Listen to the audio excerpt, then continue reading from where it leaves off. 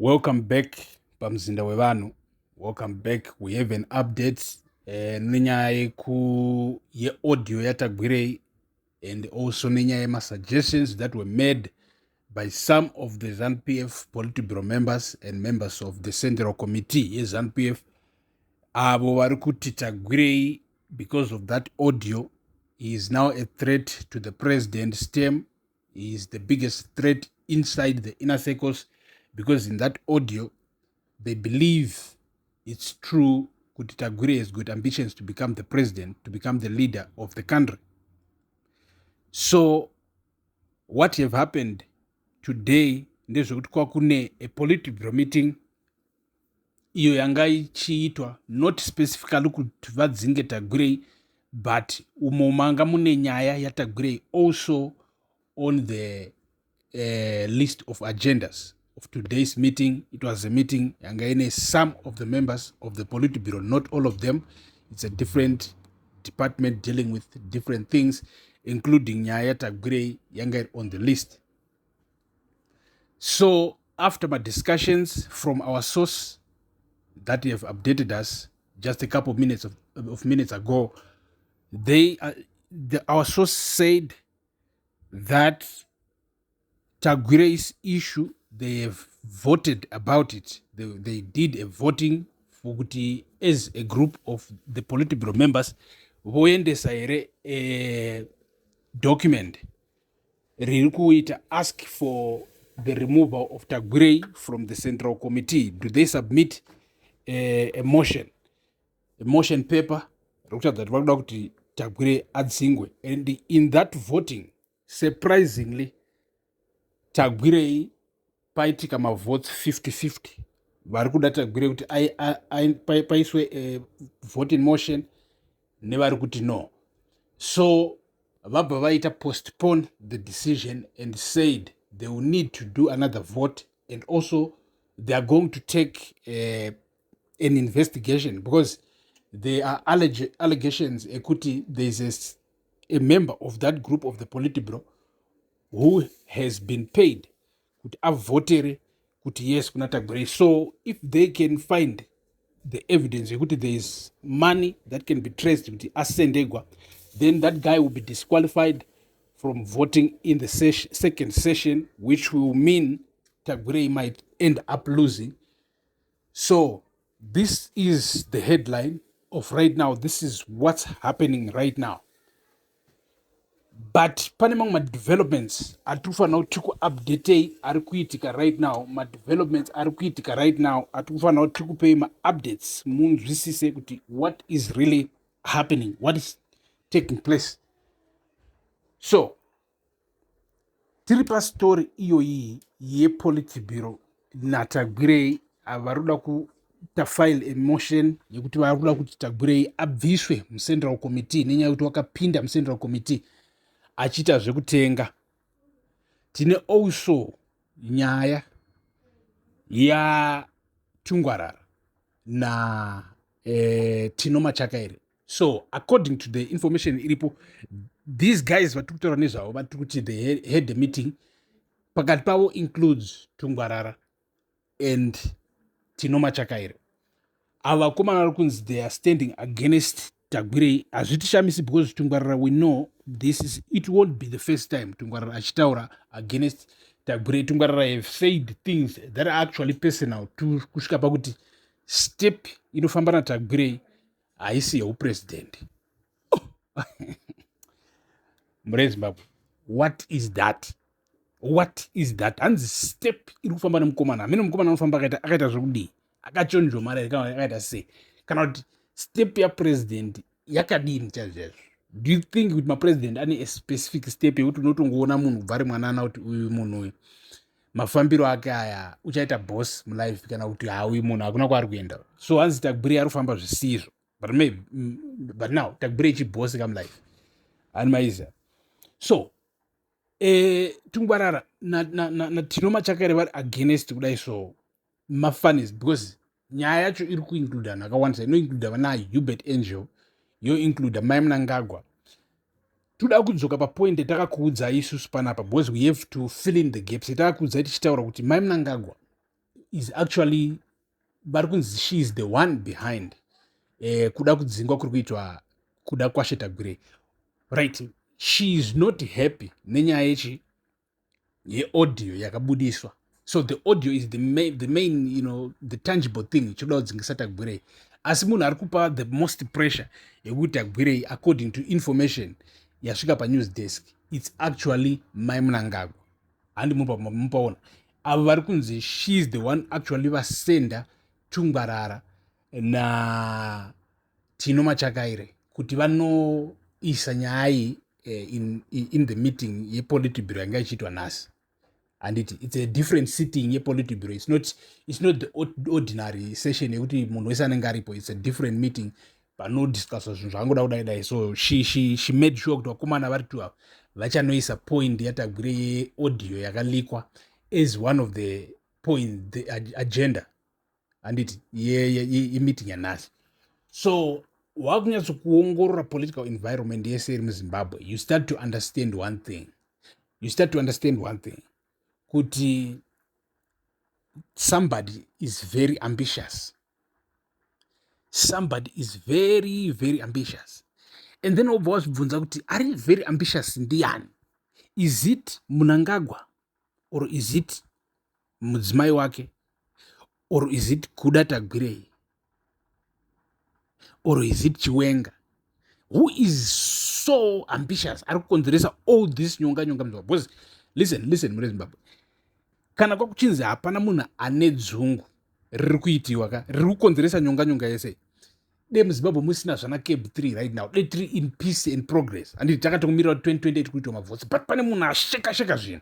So ndibati kubvunza, asheka zvinhu ndiani? Is it Chiwenga? Because kana ari Chiwenga, tiri kuti isusu President Mnangagwa felt threatened, as the president, kuti Chiwenga ari kuda kutongoita take over, tisina kuita any changes, tisina kudii.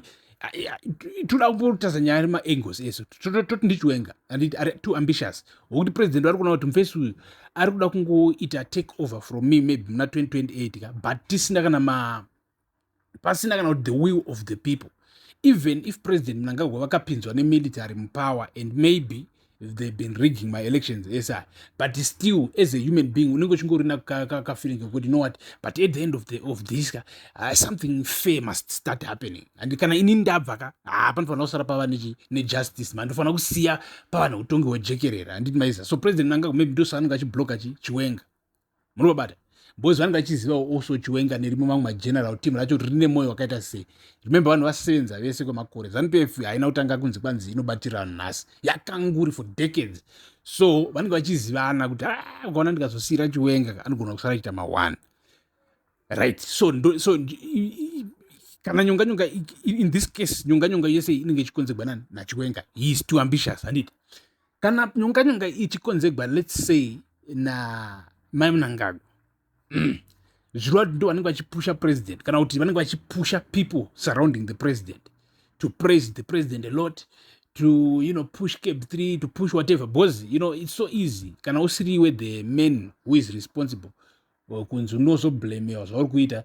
Maybe mukadzi, she's just watching out for her husband, ari kungo paying people to protect the president's name, to protect whatever, and then those guys vanhu vazo jambira voita too much, ndopa vakuuya nezvima cab 3, right? Kana kuti nditagwirei ari kuita zvinhu zvesezvi, apo ndo pane danger. But rikatanga tati let's say maybe ndi Mnangagwa, kana ari Mnangagwa I'm very too ambitious man, but mune mukuru age man, noza pane age yokuti unenge uchiri ambitious chaizvo, une 80 something years old. What do you want? You are the president of a nation. What else do you want to achieve in life? That's why in somehow President Mnangagwa might not be really in control of these things. Some allegations are comrade Giza anokwanisa kutanga kumake sense. Do you understand that part? Kuti president havasiri in his right mind, havasiri kufunga zviri straight, vari kungoti take advantage. Ma-allegations aGiza anotanga kumake sense, because think about it, you are 83, you are 84 years old, you are the president of a country. What else would you want to achieve? You have achieved the highest position you know, and you are 83. Kana kwauchinzi Mnangagwa is like 60 years old, and then he wants to extend his term and whatever. You might understand it. In first, he thinks he still got a long life, 20, 30, 40 more years, and so he might want to increase. But at 80 something years, all you want is your legacy. Now, you know what? Ukaona ndikaita ndosiya chinhu ichi on a democratic level, I'll become a hero. He knows that. But ndo patiri kudzoka nyaya yekuti what if it's Tagwirei after all. I mean, tazonzwa audio yabudiswa ina Blaz vaJava, Hands and Apostle Java. So iko zvino izvi tava neevidence yethis video, ndo patanga kuona iwe kana ari Tagwirei ari kuita zvinhu izvi, it actually makes sense because he knows when we talk about ZANU-PF structures, it's obviously Chiwenga who is going to take over from Mnangagwa. You understand that part? So Tagwirei is not popular and actually seems like he is not, he doesn't drive the crowd that much. People just love him for his money, but otherwise he doesn't have that political edge because hana any philosophy, make a sense. He cannot say, yeah, let's, raise the people from poverty. Yeah, because he is too rich to say that. People will not connect. People will not sync with that. So he can't connect with the people. So he knows Chiwenga actually connects with the people simply because he talks about what? War credentials. Once you start speaking about war, I mean, you're coming from the bottom. We know you have lived that life at the bottom of the bottom. So we know, the struggle that the rest of the Zimbabweans might be going through even up to this day. If you know the war, you have the credentials. So come 2028, Chiwenga akanzi ari kurana mukati apa hatisati taura nezveopposition party, tiri kutaura zvemukati meZANU-PF. Muri wabata kuti mukati meZANU-PF iri kuita maprimary elections hayo aya kuti vari kuda kusarudza the next secretary weZANU-PF mukuru, the chief secretary whatever vanomuti anova president Mnangagwa right now. Vari kutsvaga boss mutsva weZANU-PF, ponzi Tagwirei apo, ponzi Chiwenga apo. From the masses, tisiri kutaura zvechi Chiwenga unogona kuwina that race, and Tagwirei knows it. That's why Tagwirei asingadi kuti zvose zvozvo zviitwe izvo, because yendo zvachiri kupinda mucentral committee wakapinda zvechibhanzi. Asi anoziva kuti kana tikazotaura nezvemamembers of parliament, ndine cash boys, vanhu 360 they are nothing, ndinovapa mari. That's why vamwe vachitokuudza kuti Chivhayo chaiye unotoriwo nembinga yake. Toti muri kuti zviri kunzi Chivhayo unotoriwo muhomwe yaTagwirei. Zvamene muchiona achiita zvimwe zviya ari kuzviita on behalf of Tagwirei. Chero mota dzose dziri kutengwa idzi dzichipiwa maartists, dzichipiwa machi, muri kufunga kuti these guys are doing it to push President Mnangagwa, like they love President Mnangagwa so much, but no, it's all about buying loyalty yokuti Cape 3 ripinde. Sezvamangonzwa achiti he is the engineer weCape 3. So kana Tagwirei ari engineer weCape 3, ari kuda kuti ripinde at all cost, even destroying Mnangagwa's legacy. What destroy Mnangagwa's legacy, mkomana? This is the main guy, the main actor mukudestroya legacy yapresident. So mukanyazo kuongora zvakadani pamunati face has ball, but nona munhu anotamba nemari, munhu anoita zvinhu nemari ari nani pamunhu anoita zvinhu by the gun. Do you understand? A dictator who uses money to silence people is better than a dictator who uses what? Guns, abductions, people disappearing, people being killed, tortured, etc. That's bad. It's worse than money. But we tolerate none of those two things. Corruption, we don't tolerate. Violence, we don't tolerate that.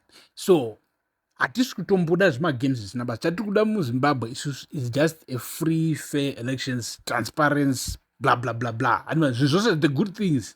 Those are to the real democracy. Right? So, muri Zimbabwe tataura tikati for vana vane maambitions hatisuzviswa ndiani, but kana ari Tagwirei it makes more sense kuti why Cape 3 rapinzibwe, because Mnangagwa cannot be that ambitious at 84 years old unless if it's his wife who is also too ambitious. But tichange tichikupai more analysis, more updates, more news. Stay tuned. Peace.